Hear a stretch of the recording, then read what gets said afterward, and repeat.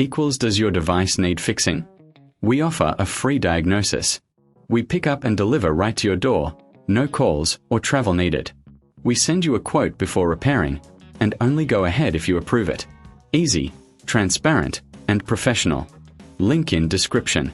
Start by gathering your tools. You'll need a socket set, screwdrivers, and a torque wrench. Begin by removing the battery to ensure safety. Next, lift the vehicle and secure it on jack stands.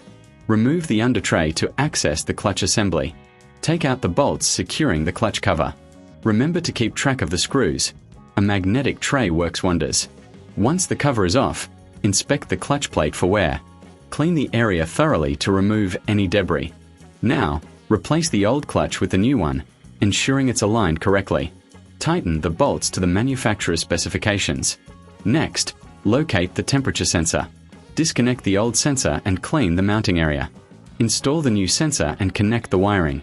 Before reassembling, do a visual check of all components. Ensure everything is secure and clean. For a hassle-free experience, remember, professional diagnosis without obligation.